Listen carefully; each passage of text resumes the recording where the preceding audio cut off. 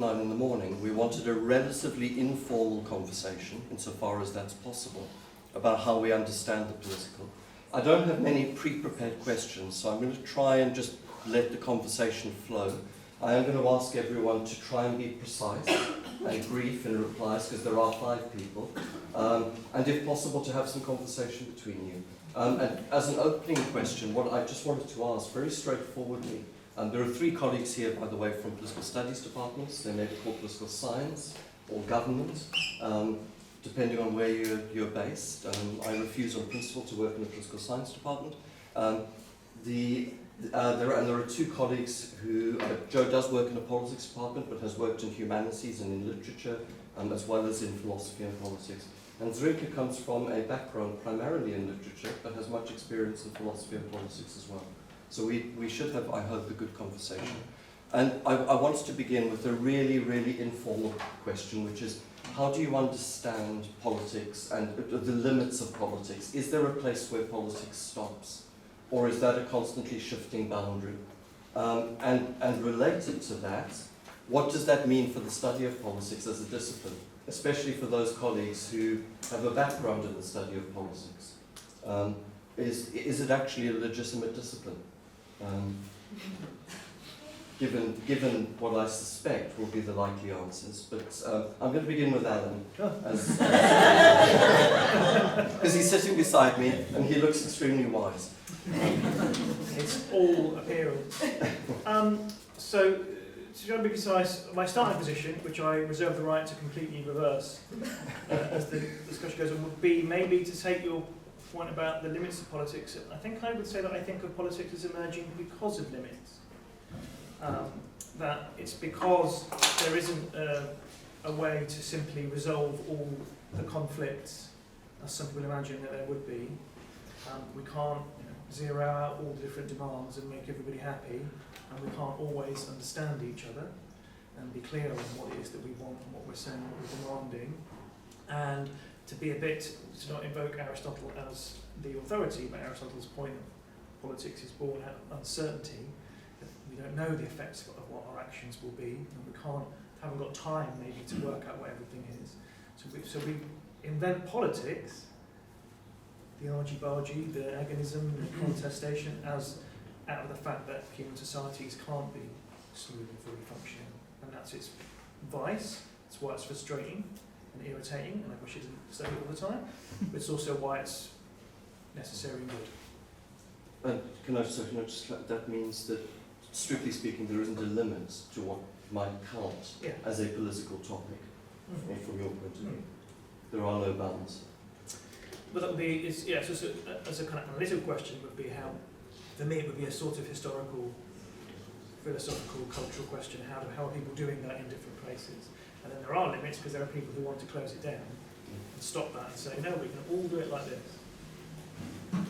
So I'm just going to go down the panel, but maybe respond as well to the points that are made as we go along. Zrinka. Yes, and I must agree. I always start from literature and how literature. Yes, sorry. How literature participates in creating social and questioning the existing,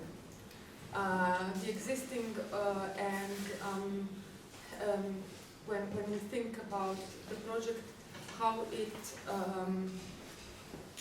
shapes perceptions and how it challenges perceptions and how it brings change in different ways with different strategies. So when I think about the political from point of literature or art, and then I think how the ways it manifests itself as a point of struggle, challenge, questioning, debate,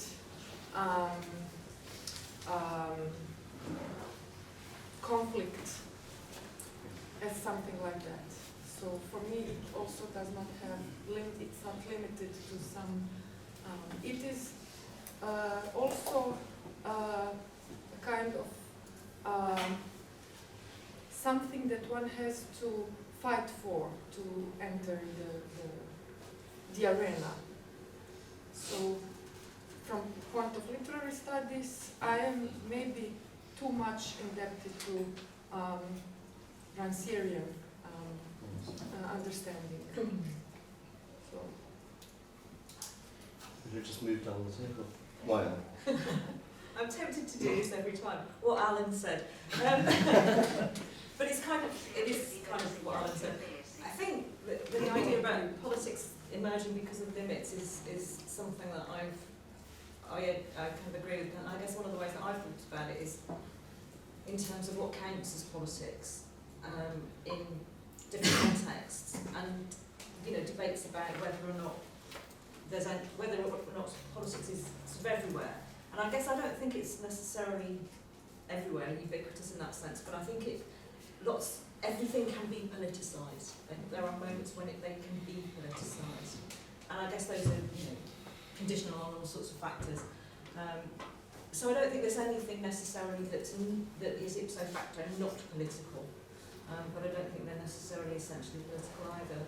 But in terms of, I suppose one of the things that came to mind when you mentioned it, because I think you were talking about also your question asked about studying, is in disciplinary terms.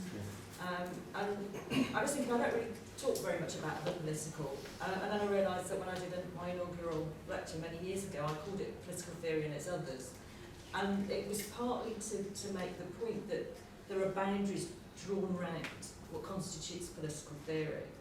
And I've always been quite interested in looking at where those boundaries are drawn and also trying to subvert them. And if you can bear with an anecdote, I was interviewed for a job once as a political theorist, and we were asked to prepare two kind of little guides as to concepts that we might use. So I did democracy, very straightforwardly, and then the body.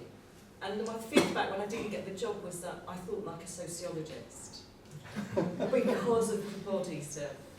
And I suppose that's the thing for me, is that it's also where those boundaries are drawn and what gets included and excluded. So when I talk to students, I sometimes make a distinction between big P politics and small p. The small p being the kind of grassroots emerging stuff, which kind of, for me at least, captures some of this politicisation thing. Whereas the kind of more formal Essex and its political science, kind of institutional stuff is the big thing. Yeah, thanks. Is there a place where politics stops? No. I come from a background in literature, cultural theory, critical theory, so similar to Zrinka in terms of thinking about the place of literature in this discussion. But for me, my understanding of the political is the way that a particular social order is constituted, maintained, contested, the range of discursive practices that go into doing that, whether that's in parliaments or in literature or through bodily practices, that people are doing actions or kind of just material practices of reproduction. I tend to think about it in that way. In disciplinary terms, I find the question about the discipline of politics really interesting. Historically, the discipline of politics plays a really central role in maintaining a specific social order. Political science, its focus on the use of the scientific method, its focus on the rational actor, feeds into a particular understanding of the world that's linked to the colonial matrix of power, and the means through which Western hegemony has been produced and maintained. And obviously that has been contested through liberation movements and the epistemic challenges that they have posed: feminism, post-colonial theory, decolonial theory, queer theory, etc. I don't come from the discipline of politics, but I think that if there is a discipline of politics, it has to be involved in negotiating its own relationship with power and contesting that, and realising how all discursive practices, including the study of politics and the knowledge that it generates, are inherently political? Thanks. What they all said. Sorry. I think I said what I wanted to say about what counts as politics in my lecture. So I just wanted to briefly just read one quotation, if that's okay with you. I know it's too early, of how I do not want to think about it. And this is Alain Badiou speaking about riots. And I think the reference is to the London riots of 2011. It's a very short quotation. So he says, hence, in among the destruction of hated symbols, the profitable is stealing, the sheer pleasure in matching what exceeds, and so on and so forth, one cannot see clearly. The subject of immediate riots is always impure.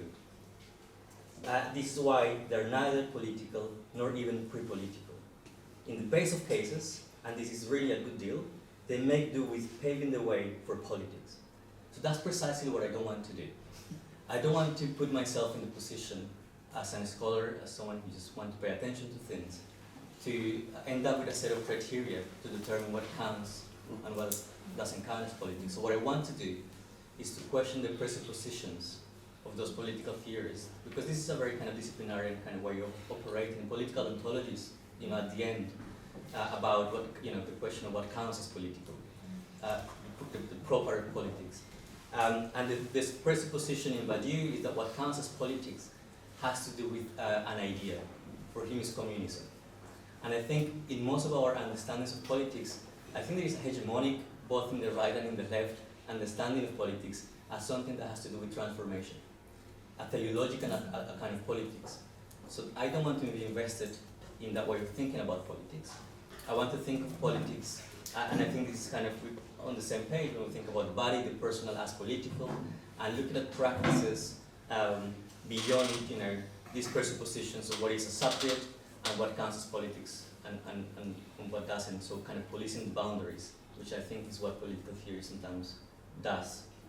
So I want to get away from it, and the way there are different. So I think that the role, the task for me and for us, I think, is to kind of develop a language so that we can attend to the singularity, as Tim said, of the political, attend to these practices, pay critical attention to this, as opposed to come up with, pretend that we can be friends of God and know from the outside what counts and presuppose what counts and what doesn't count. So, could I follow up then? Just pick up on this conversation and on where Herman finished. And we'll come to the audience for questions in a while for things you might want to speak about. But so you hinted at Badiou's, not hinted, you directly attacked Alain Badiou's condemnation of a particular set of acts as non-political, as not even pre-political. Behind that is also a story of grand narratives. And all of us, myself included, come from a background in which the prominent grand narrative, great narrative on the left was Marxism, which gave an account of history, but also an account of the subject of politics. We knew who the subject of politics was. Today, we live in what Wendy Brown calls a system of neoliberal capital that's more or less dominated every part of the globe. And yet, most political theorists have moved away from the critique of capitalism that Marx developed.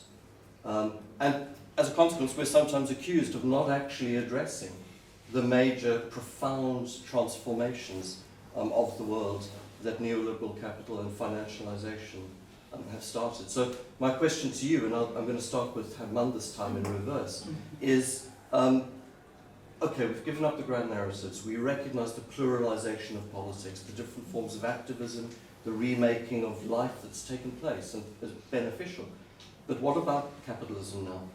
How do we understand that? Is that a question we can still answer as political theorists? And should we be answering this? Are we speaking about the same object? Is there one grand narrator called capital that has taken over our globe while we've been playing on the sidelines? Herman. Sorry. I'm following up on some discussions and panels that have taken place here as well. Okay, so I think after the post-structural turn, that perhaps was the task. We thought we could get away from the subject, and I guess there was this sense, especially I suppose at a particular time in the theoretical discussions, that we wanted to get away from the economy, even in the last instance. So I totally agree with you, Mark, in that we do have to come back to political economy and to the question of finance. But that has been done to a certain extent, and I don't have issues with Marxism, because I think is absolutely important for us to think about questions of how capital has changed, but also how value has changed. I think my problem is the attachment, almost emotional attachment to the kind of classic theory of value. But if you read Marx himself, for instance, in the Grundrisse, in the Fragments of Machines, he was fully aware of these changes that we read like 100 years ago, 200 years ago. He was already anticipating certain changes with capitalism, and I think we do have to engage with those.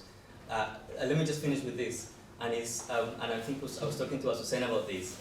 The problem is that we have these kind of all-in-one tools, and sometimes Marxism becomes this kind of tool that can do everything.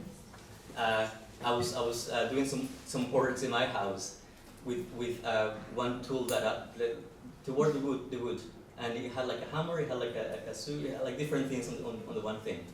I went to my neighbor for something different, and they realized that he had tools for every single job, and that was a lot better and more efficient.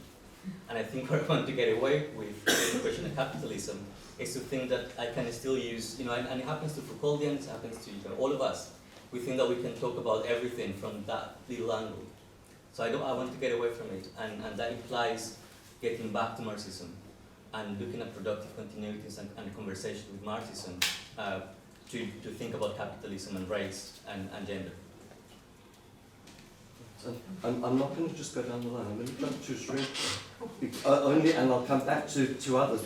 Partly because I wanted to pick up on the discussion of Yugoslav Marxism and the creativity and specificity of Marxism and pleasure in the Yugoslavian case, and how that relates to these questions. Because people have probably noticed that our colleagues from Croatia are embedded in a tradition that many of us are not, and that's interesting to follow up in light of her mum. And then I'll come back. I'm sorry to jump, but break the continuities, break the developmental story. Zrinka. But just a small digression before I answer. It is a minority position in Croatia. So we just happen to have the whole minority. It is a minority position in Croatia, so we are not very representative of the intellectual and cultural tendencies in our academic community. Yugoslav Marxism and Yugoslav cultural and intellectual tradition is in these past years being thoroughly researched by younger scholars who don't remember and have no memory of our tradition. And this is something that is, for us who have lived and had some experience in living in Yugoslavia, sometimes very interesting and very productive, because and it is being done not only in Croatia but in all Yugoslav, post-Yugoslav countries these days. And there's at the University of Pula there is a cultural center for the research in socialism, something like that, and it gathers scholars from the region, and they discuss the whole tradition, intellectual tradition, cultural tradition, and everything that has to do with Marxism and specific kind of Marxism that we had that was related to the Praxis school. And just when it comes to pleasure, since there was this summer school in Korčula Island, it was a site of meeting of different Western Marxist intellectual with the Eastern and with the Yugoslav Marxists. So it was really interesting, and Lefebvre, who was also a regular participant, coined the term Dionysian Marxism. So it is not this kind of Marxism, it is a branch of a humanist, different interpretation that has to do with the cultural politics after Yugoslavia took different political path against Stalinism. So this is the context, and it was really productive for our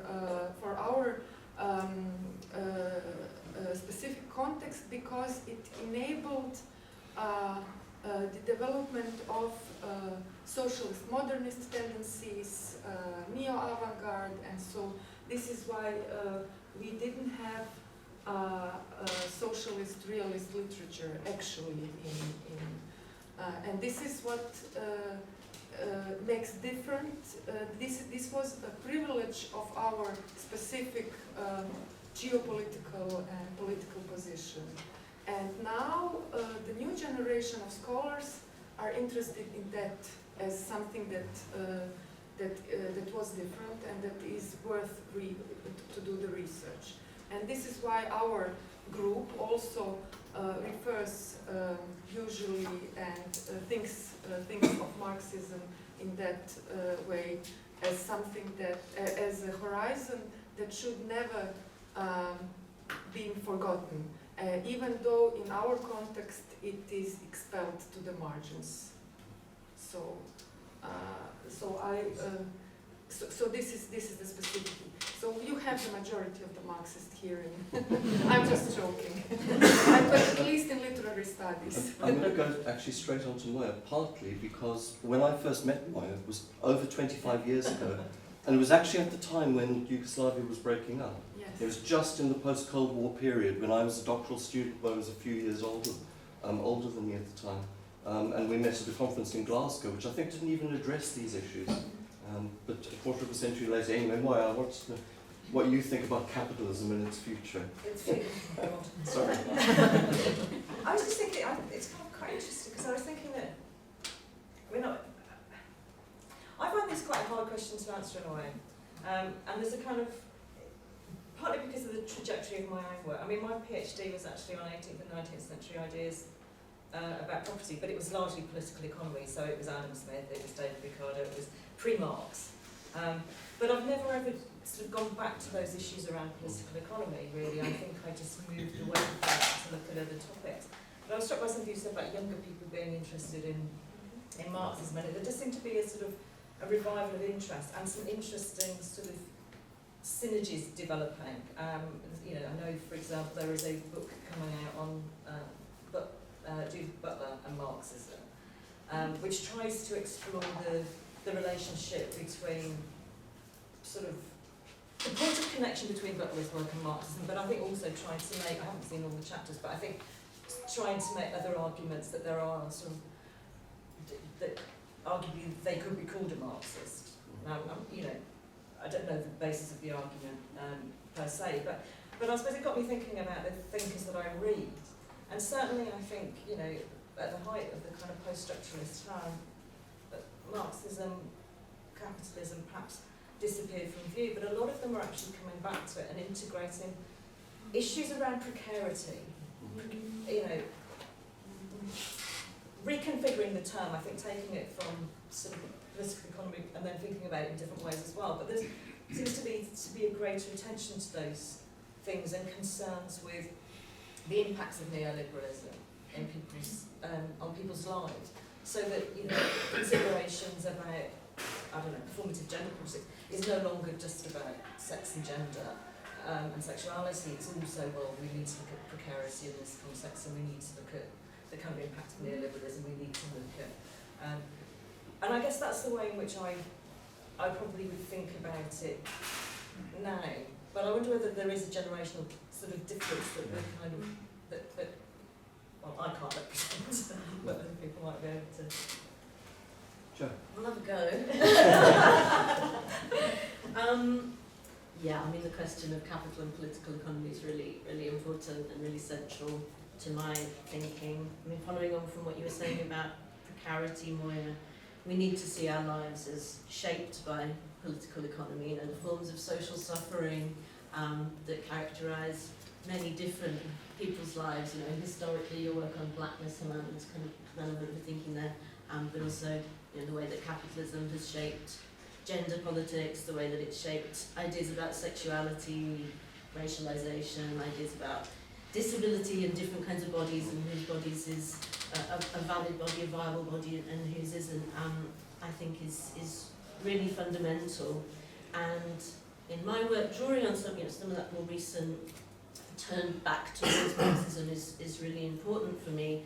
Our intimate lives are shaped, have been shaped over the last 500 years by the capitalist mode of production in its various forms.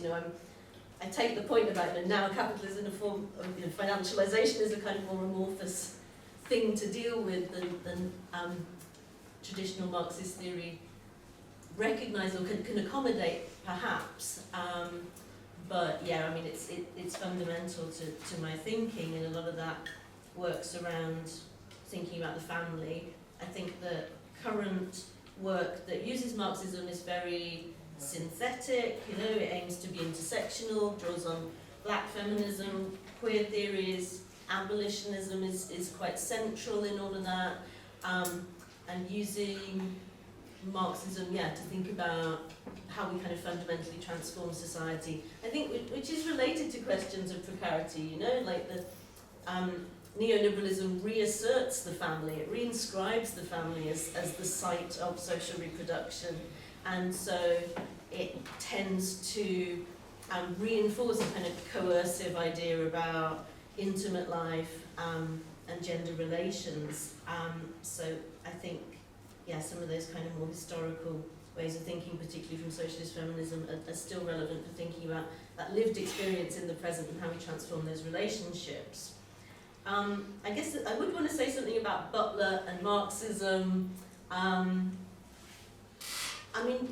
Butler's work, I'm thinking of the conversations with Nancy Fraser, the merely cultural, that critique that Fraser makes of Butler's work for only being focused on identity.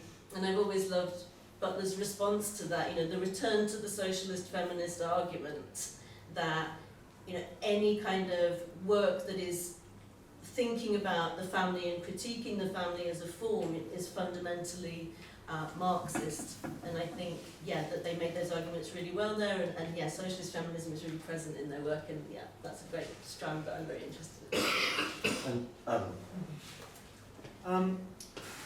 So let me take a slightly different tack, and firstly push back on your proposition that Marx is doing grand narratives. I know why you say that. There was a thing called Marxism or Marxist-Leninism that was like that.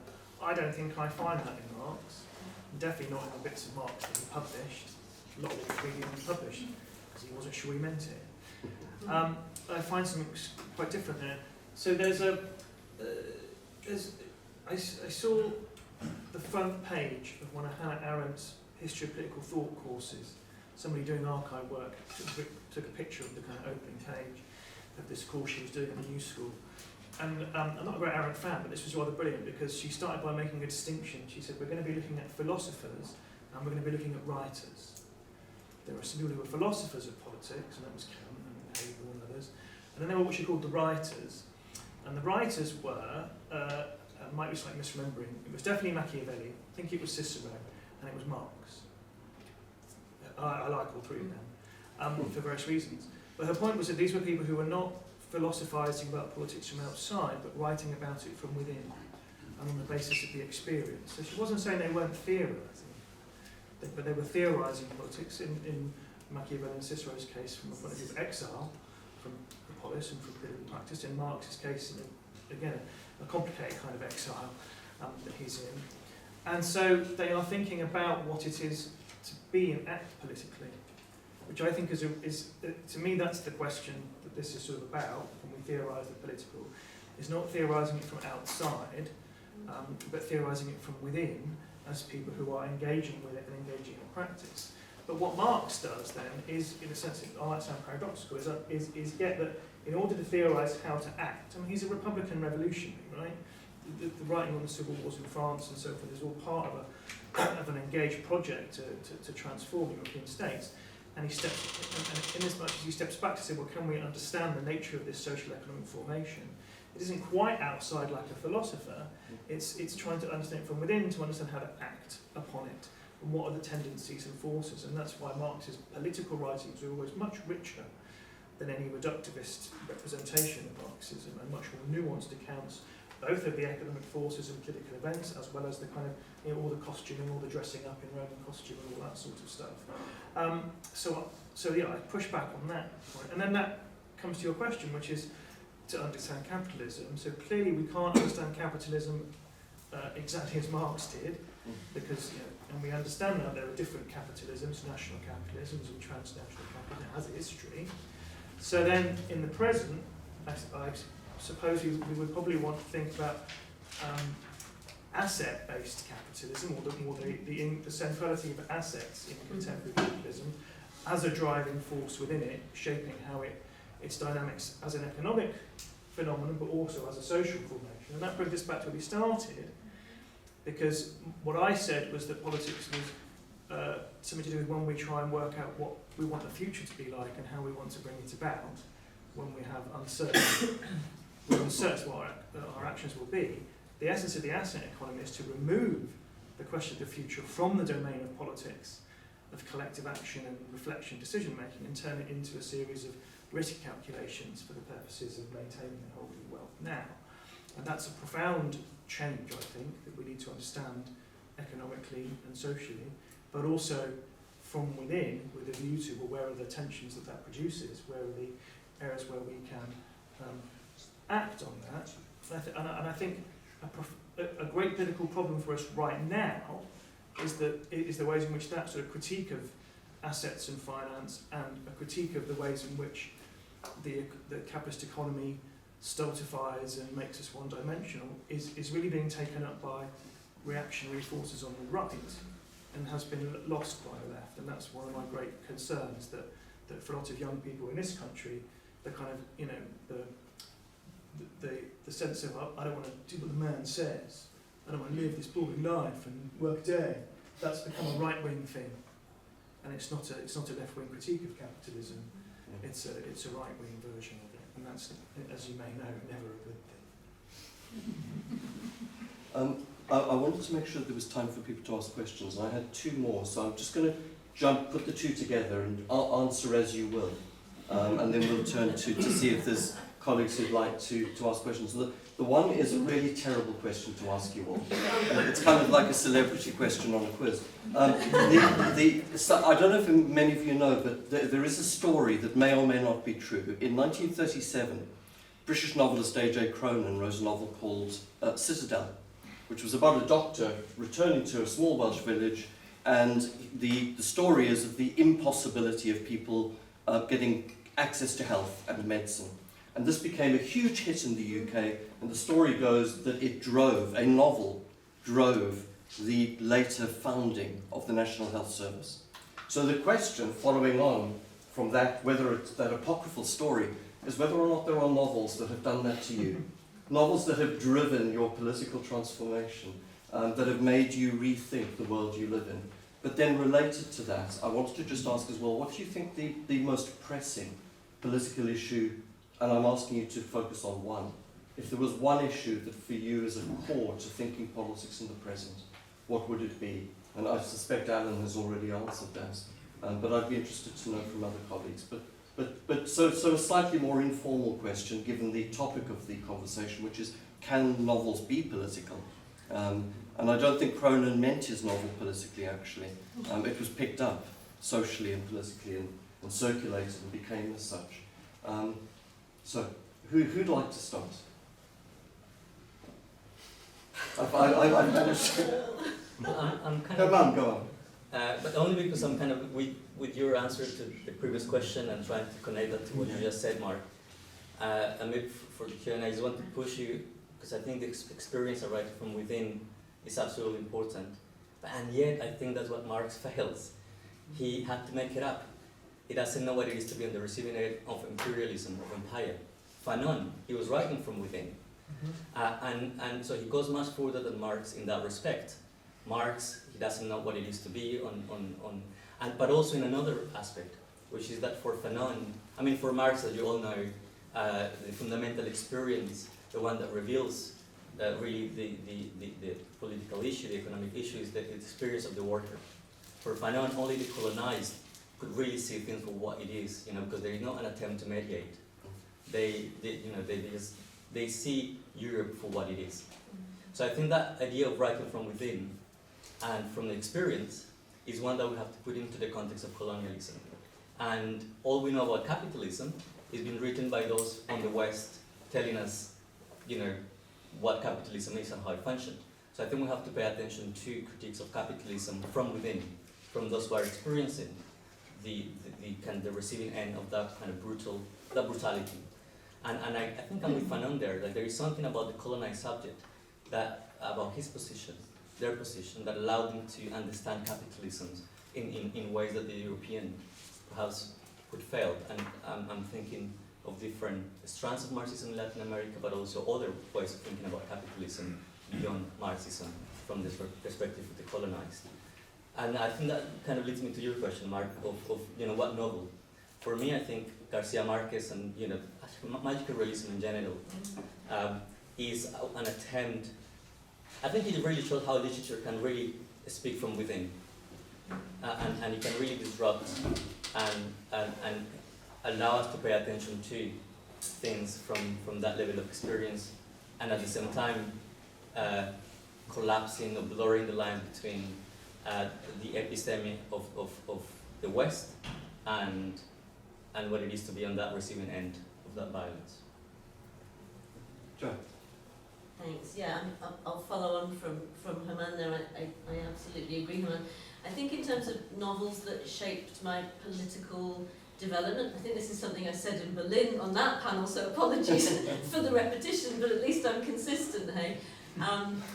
Wide Sargasso Sea by Jean Rhys was a really transformative text for me, because having read Jane Eyre and kind of found it fairly unproblematic to then go to Rhys's novel and kind of see what was really at stake in Bronte's work, was fundamentally transformative, but bringing the question of positionality to the fore, particularly in the decolonial context, or the colonial context of Rhys's, or post-colonial context of Rhys's writing. So that's a personal one. I think more recently, the novel that I spoke about yesterday, Everything for Everyone, which I am promoting the shit out of at the moment, and hopefully you're all buying it, has been really useful in bringing a lot of the abolitionist ideas that are around in radical discourse at the moment into life, and giving a kind of practical embodiment of what those ideas might actually look like. I think that novel has a massive role to play in social transformation, but at the same time, it's not. Novels aren't only progressive, are they? Those kind of speculative fictions can also be feeding regressive politics. And I spoke very briefly yesterday about Jean Raspail's The Camp of the Saints and the influence that had on the Trump administration's immigration policy.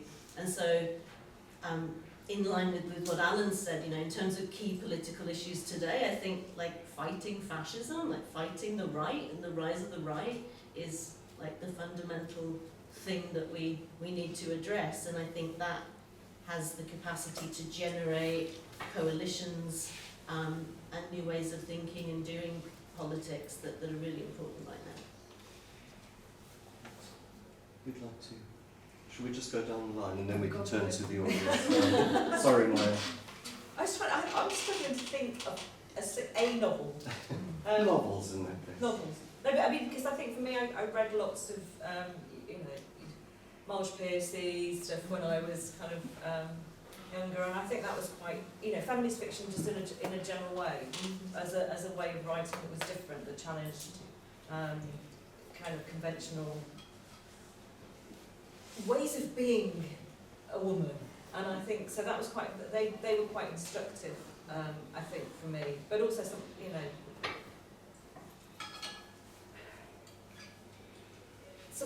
There's something also like the colour purple, which was a kind of profoundly disorienting sort of read, and kind of, I don't know, made me think. made me more aware of the significance. It's not made me more aware. I think touched me in a different way about the significance of race and the impact of kind of the experiences of slavery and stuff in the US.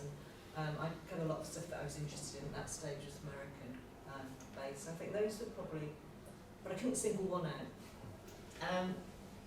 As to issues, God, I mean, yes, the right, the far right, but precarity, you know, I can't find a single one actually, because I think they are The tied two in, aren't they? entangled. They're two entangled, so I think it's really difficult. When I was really young, it was Kafka's process, something that, and then later on Metamorphosis. But when I studied literature, it was a novel written by a Yugoslav author, Borislav Bekic, How to Silence the Vampire. This novel is really brilliantly written, and then when I had some knowledge of narratology, then I came to appreciate much more how the whole novel is composed and what it can do and how it, the plot goes, a German tourist comes to Yugoslavia, to a Dalmatian village, and where he used to be during the Second World War, and spends in the same building his holidays, where they used to interrogate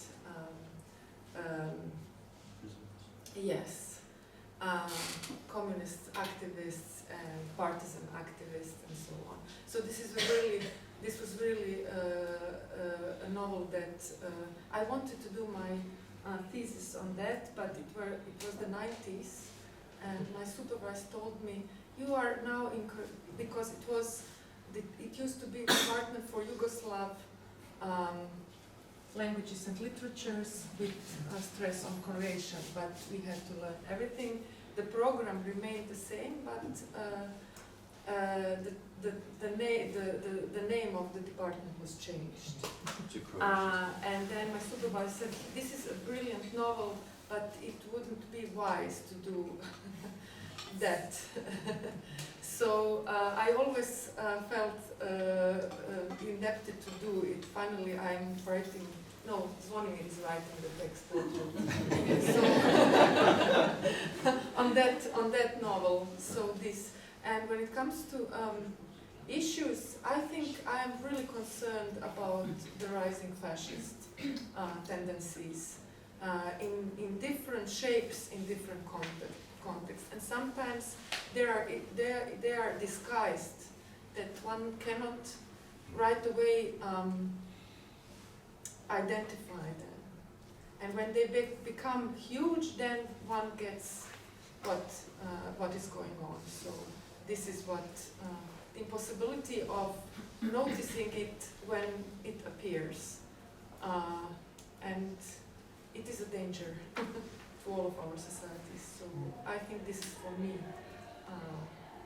the most important issue today. Last, Alan, and then I'm going to, what we'll do, I'll ask Alan just to comment on novels and issues, and then we'll take comments and questions, but for a while, and then if people just gather notes, we can finish with some last comments from the panel.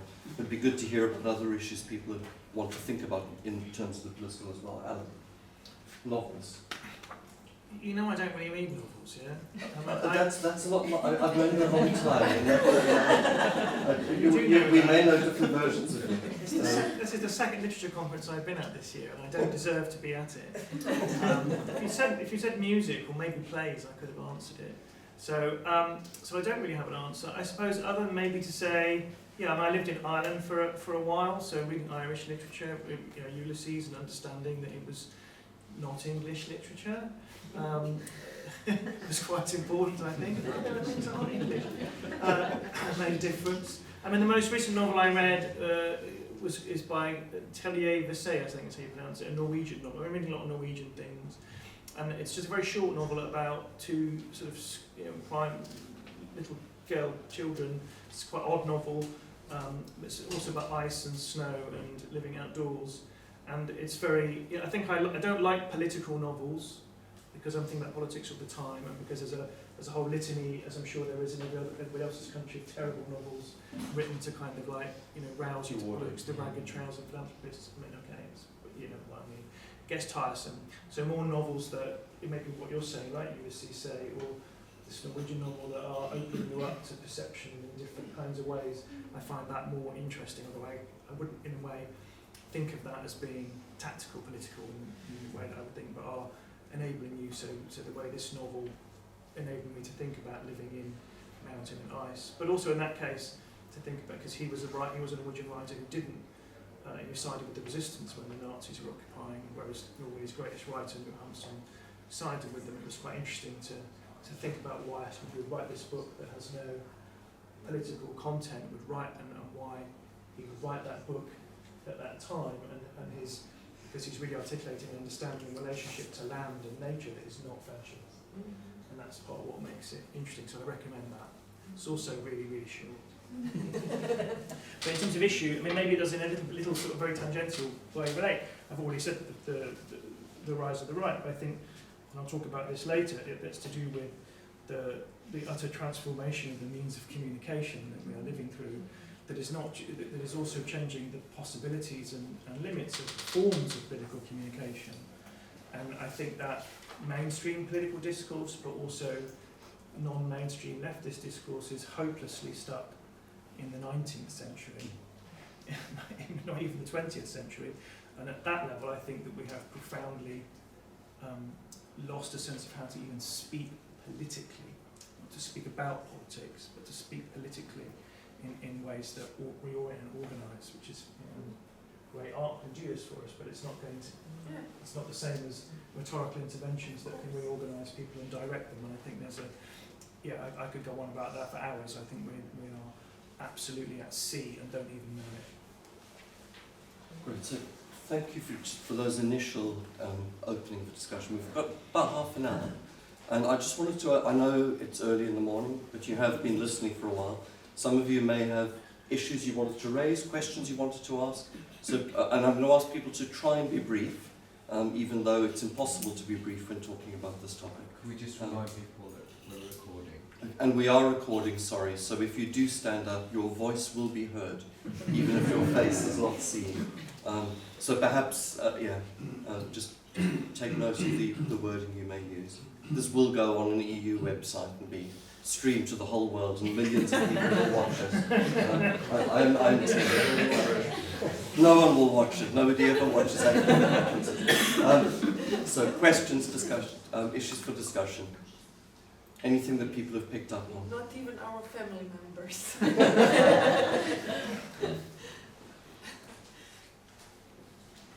Thomas. Yeah. I'm fully aware that my voice will be recorded, and I would like to ask the question about the second term that is in the title of the discussion. Why do you think that the theory matters today? Okay, or maybe not, right? Because sometimes we remember that after what Terry Eagleton has written 20 years ago, we've been in the position after theory, right? Sometimes today we say that we came back to this to reevaluate and estimate the importance of the theory. But how would you think of that? Yes? Does theory matter? So I'm going to keep track of the issues, and I'm not going to ask you all to answer every question, but to make sure we cover them across the panel. So is there a theory of the political? Is theory important still, or are we after theory? Other colleagues? Please stand up and make comments. So firstly, it's a really quick comment about that well-known Marxist Judith Butler. There is a moment Butler says, actually I think in performativity there is a link between a kind of Derridean notion of iterability and a Marxist account of reproduction of violence and domination. They say, particularly when they think about precarity and formative together, they say that performative, like re-inscription of damaging social norms that establishes precarity, particularly sexual social norms. Well, actually there is that moment where they are drawing on this Marxist account, right? So there is an element, so I sort of joke about it, but yeah, I wouldn't necessarily say they're a full-blown Marxist, but they're drawing on those ideas, as we all do in some sense, and people alluded to that. And then just to pick up on two different things that got mentioned. So, Herman, I'm going to do something a bit unfair, inhabit the non-English questioner to you for a second. Because you started off by saying, well, I don't want to establish politics as having a set of criteria that's right or wrong. But then you also said, well, the problem for Marx is he doesn't really see what's going on. And that seems to say to me that there is then maybe some criteria of understanding what's really going on, right? But the challenge back to that is to say what Zrinka, I think, was saying earlier about the kind of particular case of where you're from and the background of sort of artistic practices. And I think, well, actually, can't we all only ever speak from our particularities? Like we can talk about other cases because we can share them. These ideas can be culturally translated to one another, etc. But there's always things I'm going to miss because it's not my experience and it's not my background. And that's when it isn't actually. Then don't police quite what counts as political. Sorry, man, that's really unfair to you. Great, so we'll come back to that later on. Other colleagues, Charlotte. Thank you. Just the question I think follows on very well from the previous one, but picks up on Alan's contention of having read terrible political novels, and that what makes them terrible is perhaps a programmatic sense that they buy into a grand narrative. We've had some tremendous presentations over the last few days about the way novels can bring our attention to the specificity of individual lives or situations, and do so in a variety of very complex ways. So I was just putting back the question as to whether, in fact, there's a very important role of the novel to draw attention to that variety of ways of doing politics, but particularly in terms of the way very different novels bring our attention to things, specificities that change the way we think through that medium of narrative. Thanks, Sean.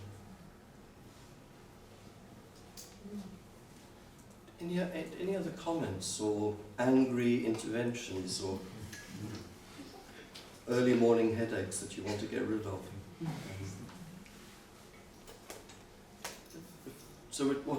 Maybe if you could select one or two questions you'd like to reply to, and if we've got time, we'll come back to people in the audience.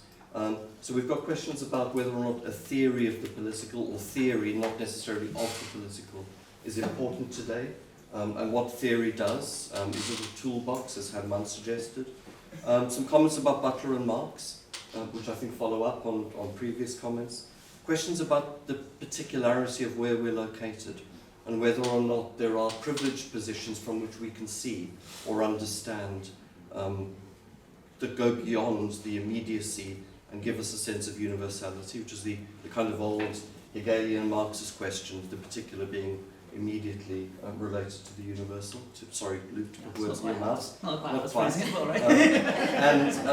And then last question about novels, and perhaps we need to broaden the scope of what we think of as the political novel, given the way the novel allows us to pay attention in different ways. So I'm going to ask people just to start with Alan, pick up on the one or two things, not all of them, that you would like to comment on. Alan. Yeah, I didn't mean to disrespect all novels. So I really totally agree that the political effects or opportunities that can arise from fiction or other forms of art, either because they open you up to different ways of understanding, like the Citadel did, that these things are happening, or in that slightly deeper Rancierian sense, shift and change your understanding, your perceptions of the sensible, which I think is very important. But I suppose I might also say I want to kind of maintain where I kind of started, or did I start there? I don't know. That sense of what Machiavelli, Marx and Cicero are doing, of a very specific sort of political action that I think I really would distinguish from anything else, including novels. How can I put it? I think, so I really think as a rhetorician, that's what I do and what I am now. And what I try to get students to see is that politics, it's not, you're not being political just because you've got an idea of what we should do, of what the universal is, of what is right, or because you've got a demand even. It's when you realise that that you need everybody to participate to realise your demand, but they're not going to participate just because you're right, even when you are right. So now you've got to work out, okay, how am I going to get these people on side? And now you've got to do things that might be not great, that might be tricksy, difficult. Yeah, that might be politicking and playing around. And that's a very specific moment of action and decision, I think, that is not reducible to a kind of a moral claim or a universal claim or a scientific claim, but can be informed by, or probably should be informed by all of those kinds of things. So for me, theory would be what assists me in understanding that situation so that I can make better judgments of what kind of action. And for me, that would be one place where fiction and novels are good, because either because I understand the people I'm trying to persuade better, or because fiction puts into play, this is one of its great political powers, of course, puts into play examples, phrases, terms, references that I can draw on in trying to establish some kind of common ground between the people that I'm trying to win over. There, I'll stop at that. I'm going to go to Herman and then come to the three of you. So either end of the table, then the three in the centre. And partly because Alan picked up on this question as well about writing and politics and location. So if I understood, Luke, you're saying that I kind of enter into a performative contradiction by saying that I, on the one hand, don't want to establish a set of criteria like what you does to say what is political and what is not, and at the same time saying that Marx is not writing from the position of experience. Yeah, I know, just picked up on little things that are said, but I suppose what I want to say is, well, you're right, of course, right? Marx misses the centrality of coloniality, but at the same time, for him it probably seemed like it was central, the work was central, and whether it's always a retrospective thing where we're saying, oh, someone is wrong because they missed this thing that we now see so clearly. I think I was obviously, this is a very informal, so I was very quick. Marx writes from experience. Bonaparte, how is the name of that text? Yeah, that's the text written from within. I was thinking specifically about his understanding of imperialism as connected to capitalism, and there also Lenin, for instance, writing a lot about imperialism, but from the position of the colonizer, even though they're criticizing obviously imperialism. And I was just paying attention to that. Now, I think for me the question is not epistemological, it's methodological. So it's not about what counts, but how do we pay attention to? And how can we push that to the limit and really attend to things that are happening, and just listen to that instead of. So Foucault, for instance, is really good at that. He thinks that theory or thought is a way of multiplying political action in the same way that political action is a way of multiplying and intensifying thought. So he really collapses the distinction between theory and practice. What I don't want to get to is the position of, I don't think that Marx would have it both ways when it comes to imperialism. The universal intellectual, telling us what imperialism is and how it connects, and at the same time writing from experience. So I think I want to get away from that totality, that kind of universalizing kind of role of the intellectual, and really think from within. But that also implies thinking about your own position. And sometimes that means listening to those voices who are on the receiving end of that brutality, and just, maybe that should be the starting point. But I don't think that's a contradiction. Right, so Jo. Yeah, I'll say something. Yeah, I'm really struck by what you said, Alan, about you're not being political just because you know what's right. I think that's a great provocation.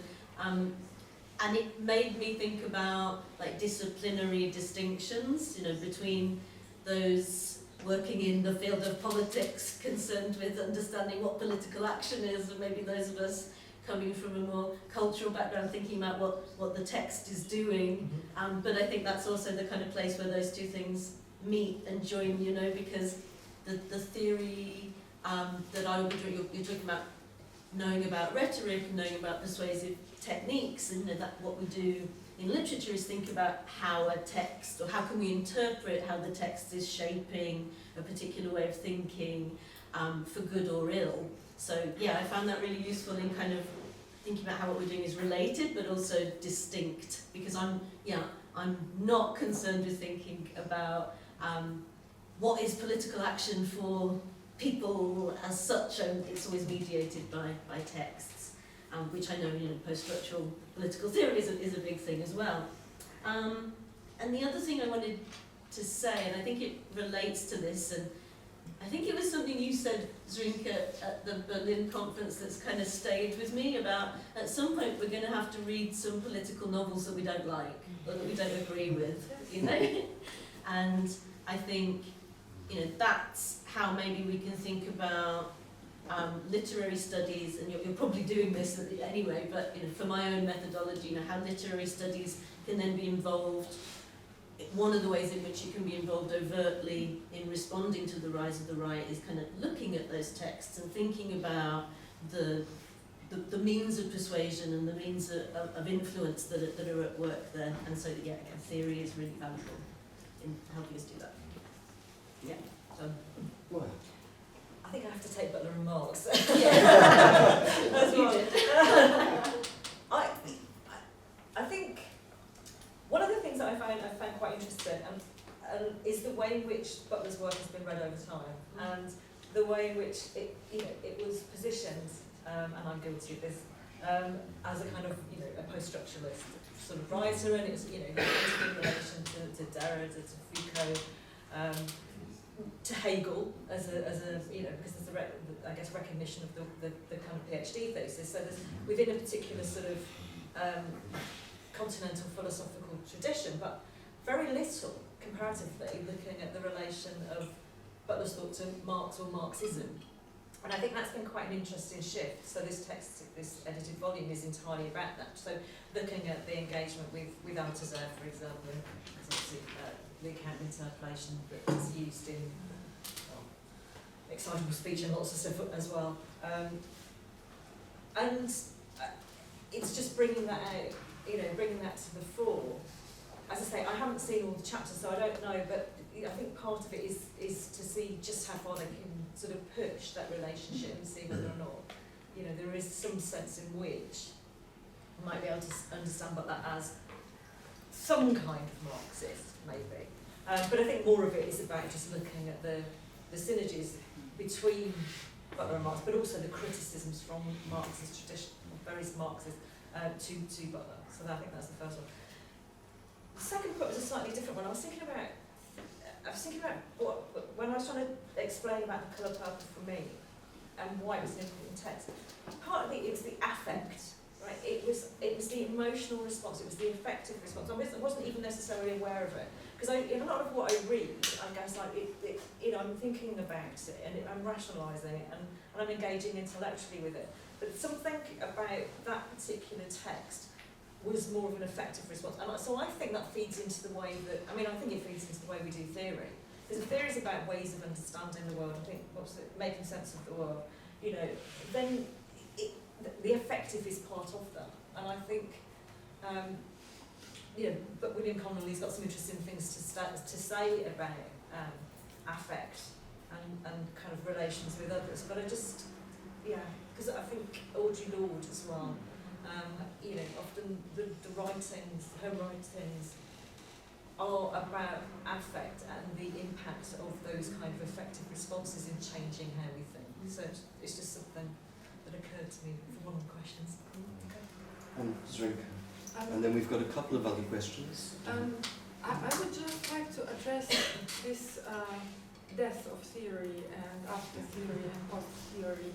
I don't agree with that because so many books about the death of theory just demonstrate that it's not what happened. The condition has changed, but crisis is what generates theory. It is something that provokes theory, and theory also changes. There is not one shape in which it can appear. So I don't agree with Eagleton and others about death. It was a moment in which so many books and volumes were produced about because probably of mourning the 60s and the 70s. But the condition of theory has changed, and the social and political context has changed, and it always provokes different kinds of thinking. So also when it comes to the horizon of Marxism, we joke 50 shades of Marxism, or 50 shades of capitalism. They provoke always different kinds of addressing. And when it comes to literature and novels, we have to keep in mind that people read because they enjoy reading, for entertainment. And these novels that entertain have probably more impact than any other. So Harry Potter, Lord of the Rings, science fiction, it gets filmed, it gets transferred to other media, and crime, and I like really John le Carré.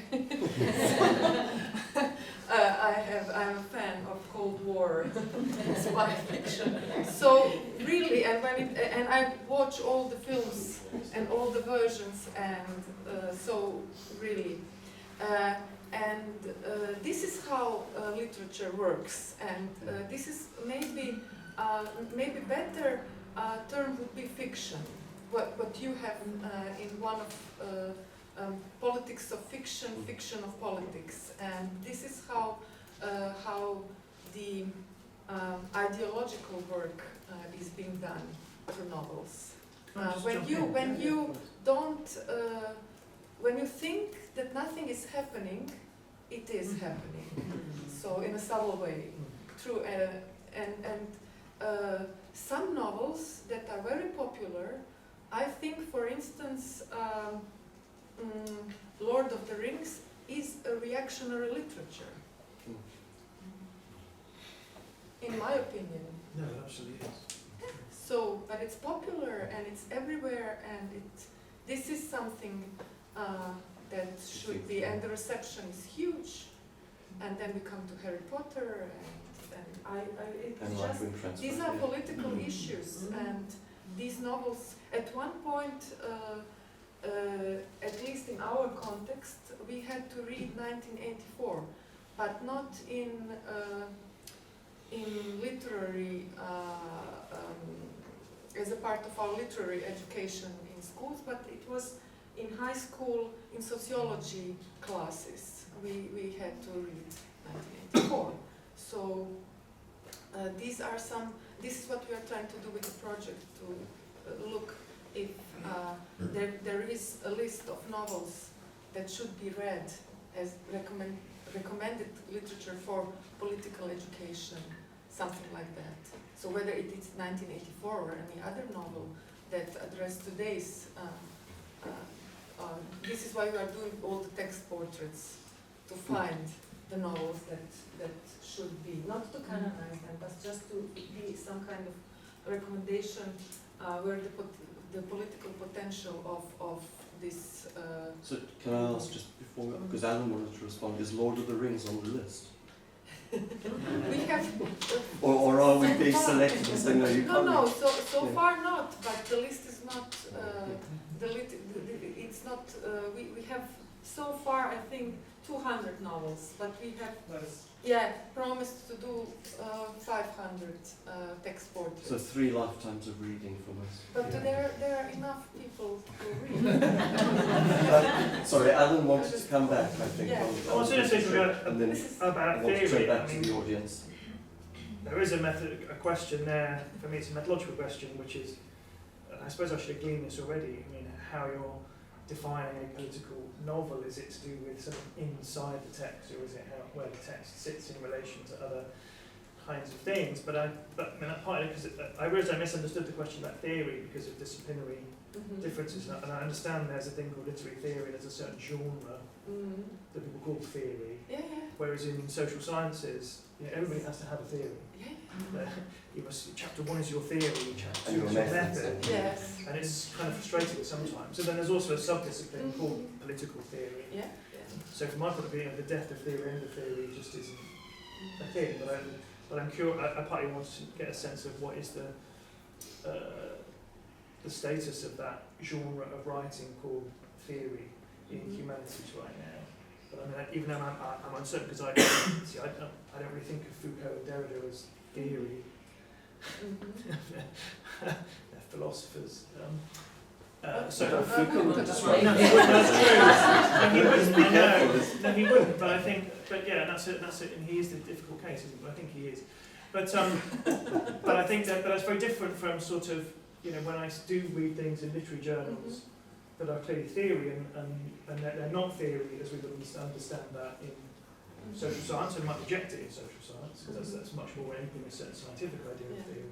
So is there still that idea of a genre in which what I'm doing is not writing a critical analysis or a close reading, I'm doing theory? Does that have a meaning? Is that always unclear Yes, now? and we have also administrative problems with that. When you submit a paper, you don't know where to submit it. Okay. Yeah. A very practical reason in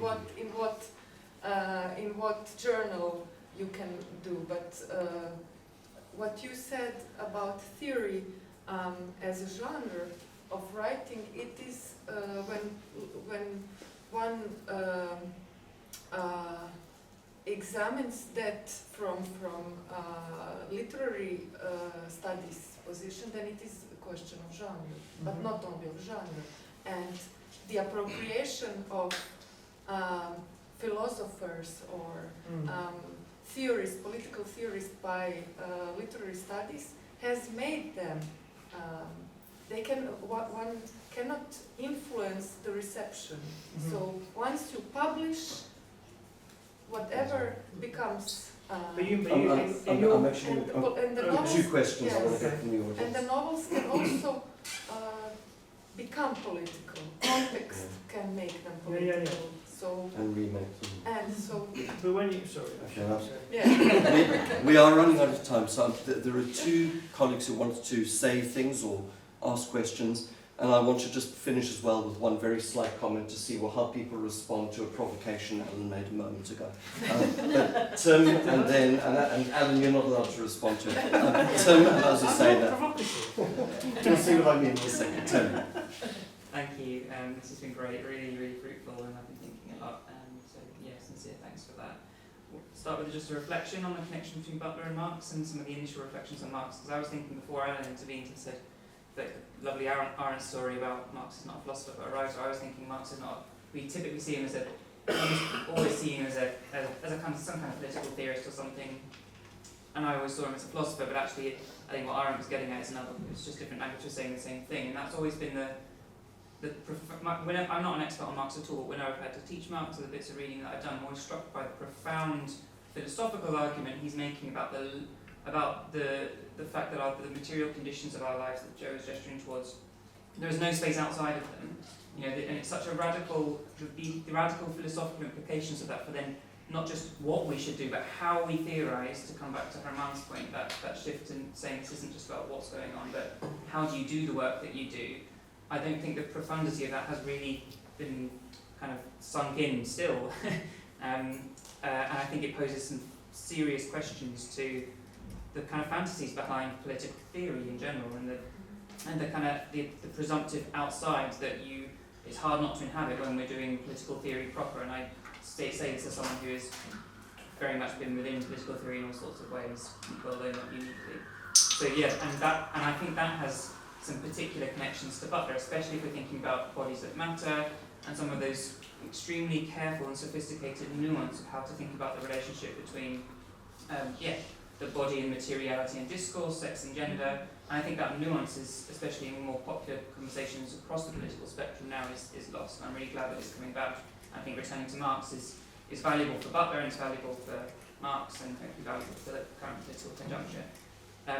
So thank you for that. And then I've been provoked by Alan's provocation. So I want to say to that. So Rancio's been in the background for lots of the last few days, and you mentioned stultification as a word you dropped in. So I want a straight question for Alan is, can rhetoric, as you've described it, ever not be stultifying? Or can it ever be emancipatory? Would be the inverse of that. or because my hunch is, my instinctive Rancierian response, we don't have to be Rancierian, is that it inhibits emancipation of people, or is self-defying. Can you say why I mean, you you have think to hold your horses. Is